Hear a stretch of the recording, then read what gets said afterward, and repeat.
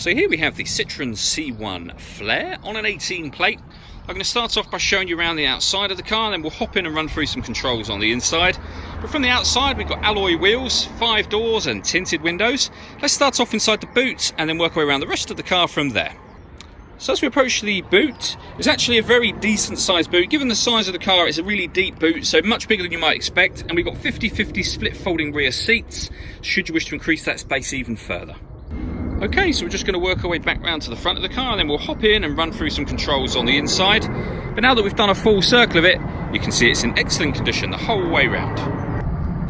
Just briefly before we climb in, I think it's well worth seeing the interior from this exterior point of view. These seats are as good as new. There's plenty to run through on the dashboard, so let's hop in and we'll do that right now. Okay, so now they're inside the car, we're going to start with the dials. On the left-hand side, we have the rev counter. In the middle, we have the speedometer. And in the centre of that, you can see the total miles for this car, which are 4,629. We've got the fuel gauge just below that.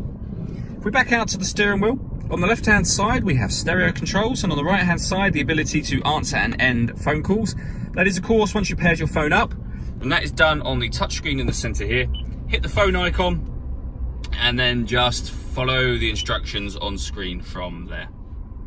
It's quite easy to do, and you can then go back a page and back to the main menu from there if you wish to. You can see phone, audio source, connection. That's if you want to connect your smartphone up via its USB cable. We're going to hit audio source so I can show you the different types of music available to you. So we've got FM, AM and DAB radio.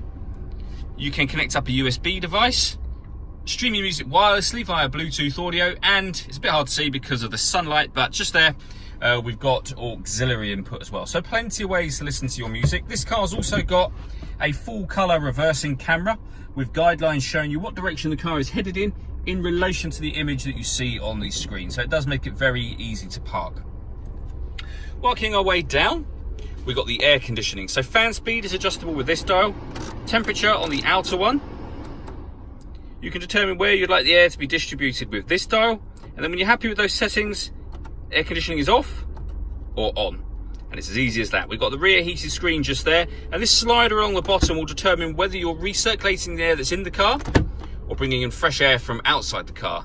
Having it on this setting is a great way of heating it up or cooling it down quickly, depending on the temperature you've set here, of course. But otherwise, most of the time, you'll have it over this side. Underneath that section, we've got a 12-volt charging socket, the USB and auxiliary inputs that I mentioned a moment ago, a 5-speed manual gearbox as well. All that leaves me to say is thank you for taking the time to watch this video. If you'd like to come and see the car in person and have a test drive, please feel free to call any of our MJA sites. We'd love to hear from you soon.